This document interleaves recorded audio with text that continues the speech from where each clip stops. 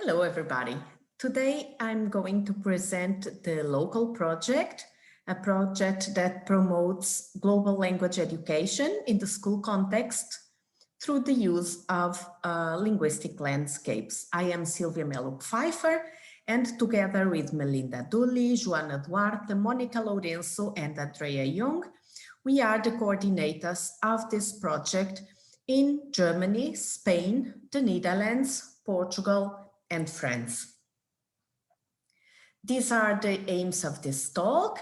Today, I'm going to describe the project goals and principles and also to share with you the outputs of the project developed so far, making a brief state of the art about where we are and what we want to develop further. And I will be also reporting on some results that we already have gathered through the use of linguistic landscapes in the school context. First, I want to define linguistic landscapes, as this concept is of paramount importance to understand our project. And Landry and Boris, in a study from 97, they defined linguistic landscapes as the languages in the public, road signs, advertising billboards, street names. So everything we see related to languages, but also related to other semiotic resources around us. And you have here some examples from our platform in which you can see that linguistic issues and linguistic road signs in different languages, public signs, combine with other semiotic resources to make meaning. So this is our sense and our how we define linguistic landscapes in this project. This doesn't mean that landscapes are just linguistic. We understand linguistic landscapes also as comprising multimodal elements, so other semiotic resources like sounds or symbols that we can see in the or here in the landscape, but also in a broader sense, skinscapes, as you can see here through these tattoos. And Josh Prada even speaks about sensescapes, so all the forms of making meaning through our senses.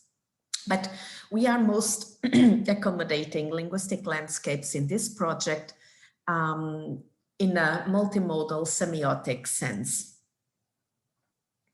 So explaining now the project goals and principles, LoCALL stands for Local Linguistic Landscapes for Global Language Education in the School Context, and it is a collaborative Erasmus Plus project with the collaboration of the countries that I have mentioned in the first slide.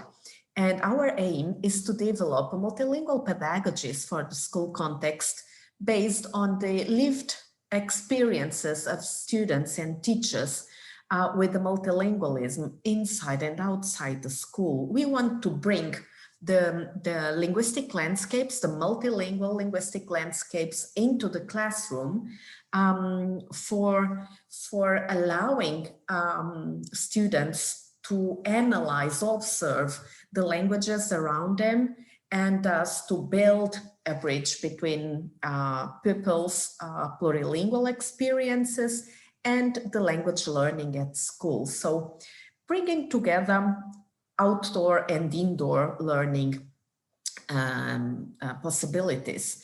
And this project started in 2019 and will finish next year, 2022. How does it work? The principle is quite simple. Through multimodal transposition of linguistic landscapes, we build up resources for the language and other school subjects for the classroom. So we capture the linguistic landscapes through technological devices, through cameras, through recording sound or image, where these linguistic landscapes are significant for our context. And we create pedagogical resources based on this documentation. And this capture of the linguistic landscapes can be made both by teachers and students. So both teachers and students can become the detectives of their surroundings. So we start by thinking of which goals do we want to attend in the classroom, which content do we want to co-construct with the students in the classroom, and then we choose the appropriate visual or multimodal resources around us and adapt, integrate, and use those resources in the multilingual classroom as a classroom resource, as classroom material. About the outputs of the project, so we intend to achieve 4 intellectual outputs. That's how they are called in the Erasmus Plus projects. And the first one is coordinated by Joana Duarte in the Netherlands. And it is a set of multimodal modules for teaching and learning through linguistic landscapes. And all these resources, you can find them in the local website under the name resources. A series of tutorials and podcasts, the tutorials on how to create pedagogical resources and also answering some methodological questions around use of linguistic landscapes in the school context, and also podcasts in which students, and we also have some with pupils and teachers, where they share their experiences with linguistic landscapes in the classroom. And this output is coordinated by Barcelona, by Melinda Dooly. We also intend to create, well, it is created, it is the beta version, an app for mobile learning. And with this app, I will show some details later on, allows the co-creation of games with the students from very diverse age ranges. So it's possible to use it with kids and adolescents in the classroom. And finally, we intend to create multilingual guidelines for language teachers, and curriculum developers. And this output is coordinated by the University of Hamburg. Now some developments about our intellectual outputs. In terms of development of the modules, the multimodal modules, we have produced them in 7 languages. And first we thought it would be sufficient to translate from one language to another, but with the implementation in the classroom, we noticed that it would be better to have original modules for each context, because the linguistic landscapes are so specific of each partner country. And those modules were created based on a common template that was developed by the coordinator team. And we already tested all these modules that you can see listed on your right. And we also decided to include the feedback from students and teachers, so that our teachers willing to implement these modules can also see what students and teachers that have already some experience implementing these modules, they can take a look at this. The tutorials and podcasts, as I told you, is a series of videos or audio files in which we try to answer teachers' needs and dilemmas, and also show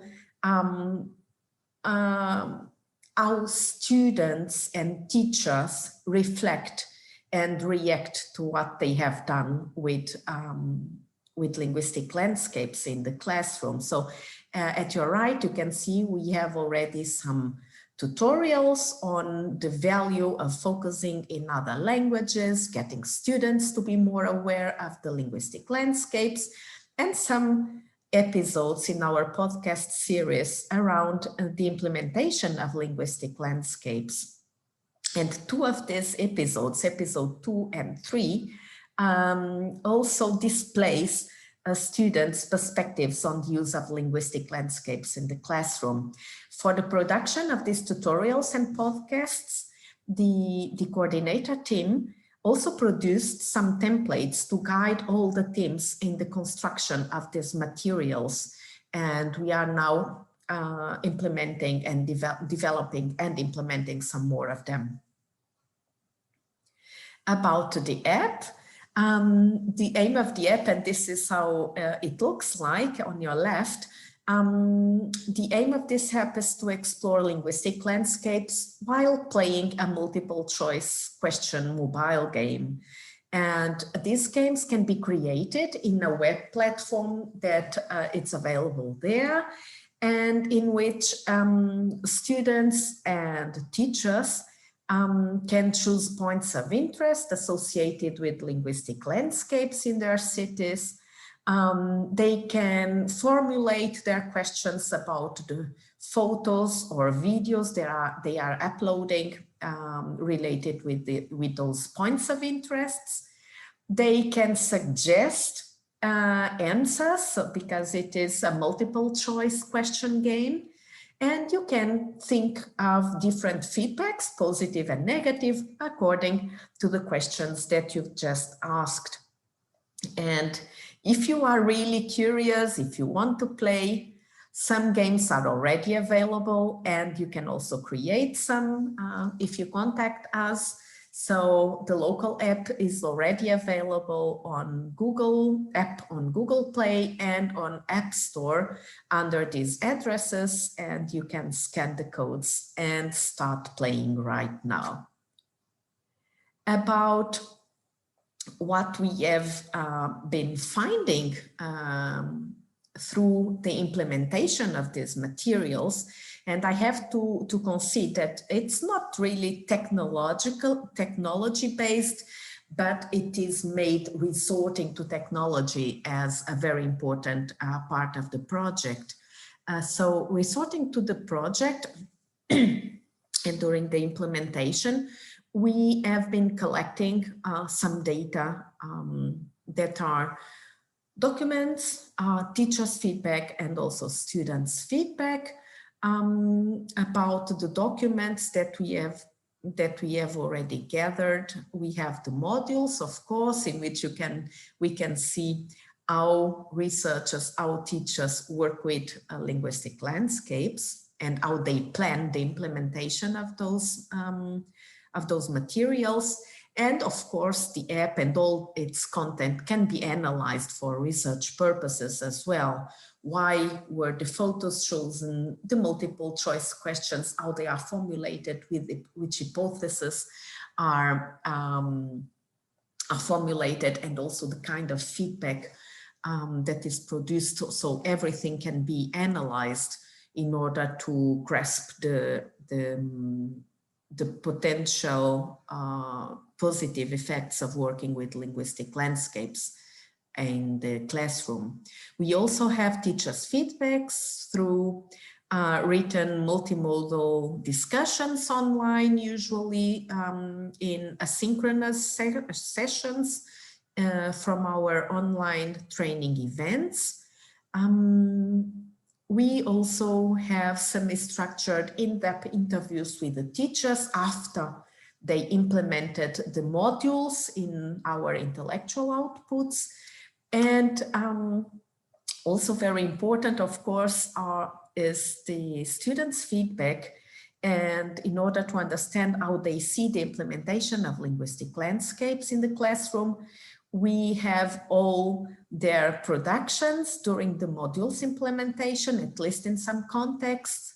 We have classroom interaction in different contexts as well, structured classroom observation in which we filled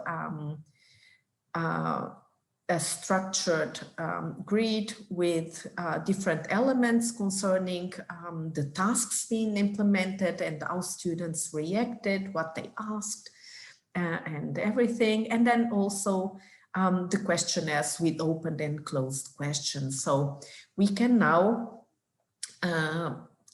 explain or at least show some of the impact, the influence we have observed this far, and we are glad to see that the impact so far is positive, and we saw some positive aspects in the development of language awareness and critical language awareness, on student empowerment to speak about their languages and to speak about the languages of their surroundings. Positive effects also in the way students interact with their communities, and also a positive impact from the perspective of language activism. So students and teachers, as I will show, became language activists, protecting linguistic diversity in their surroundings. And in terms of critical language awareness, just some examples. Through the reconstruction and observation of their linguistic landscapes, for example, in the Netherlands, they were just saying they were disappointed with the amount of the minority language, which is Frisian, and that they would like to see more of this regional minority language displayed in the public areas. From the LoCALL App, for example, just to show two questions that were produced. One in Israel, the game is called A Walk Through Jerusalem, and it is students are asked why Arabic was erased from the picture. They have to choose from these three answers, and then you become, students can have a feedback in which history and power and language attitudes are explained, attached to this specific environment. And in another one called Pomerode, a bilingual region in Brazil, students are asked about why would they have the German culture in the city of, in the region of Pomerode. And they are proposed the answer, well, there's a lot of German tourists because in this city, there's a lot of German culture, and it is a city near to Germany. And then they have to, they become the feedback that Pomerode was founded by German. And there is still a lot of elements of the German culture there.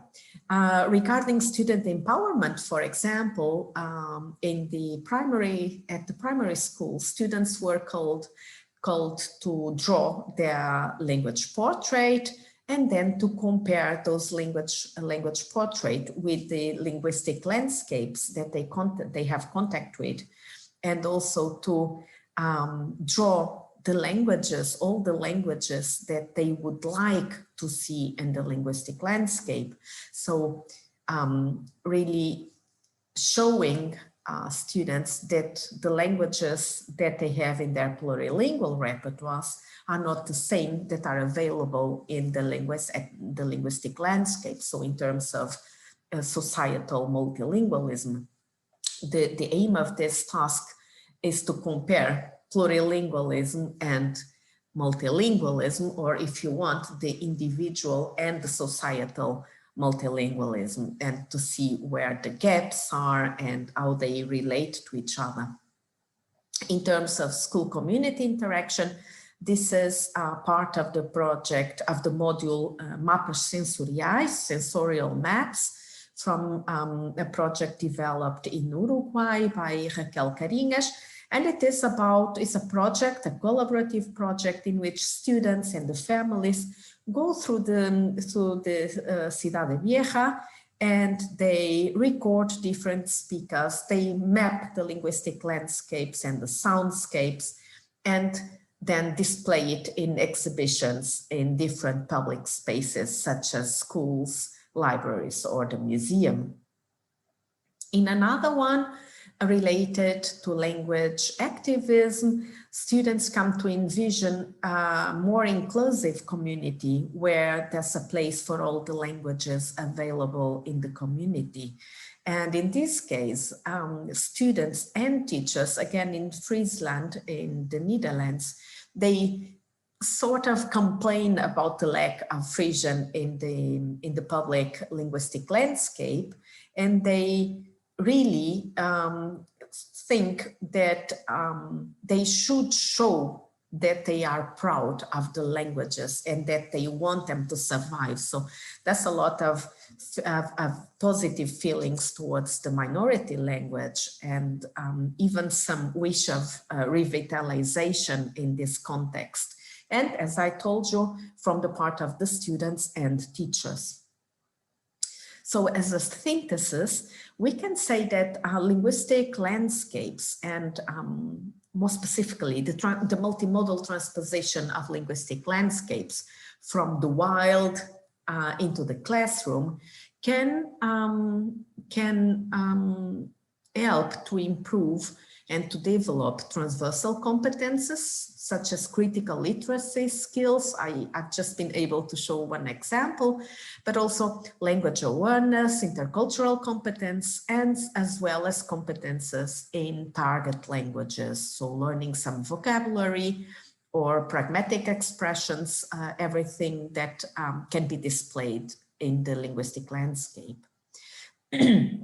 We should take into account that linguistic landscapes are authentic pedagogical materials in one side, but also they are authentic multilingual resources for the classroom, and through multimodal transpositions, linguistic landscapes are made available to all peoples in all rural or urban areas.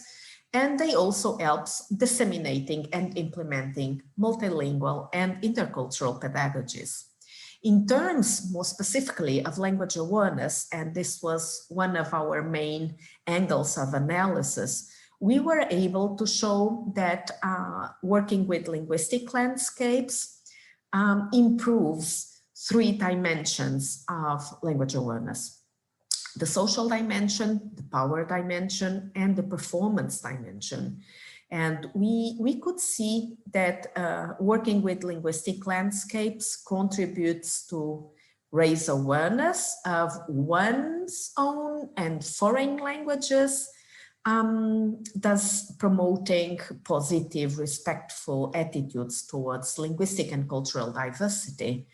In terms of the power dimension, we could see that through the multimodal transposition of the linguistic landscapes, students developed critical and analytical competences of observing and deconstructing manipulative phenomena and other power issues related to language diversity and dominance. And finally, in terms of the performance dimension, we could see that working with linguistic landscapes can contribute to increasing the languages and semiotic resources available to the language learner, also called language user, as well as to the language teacher, mainly if he wants to implement multilingual and intercultural pedagogies. If you want to know more about our project, we, the local team, would like to invite you to visit the project in our website, in our official website, and also to explore the visual and all the resources already available in the local website in YouTube. And if you want to read some more about our project or about linguistic landscapes in education, you can go through these resources. And thank you so much for your attention. Bye.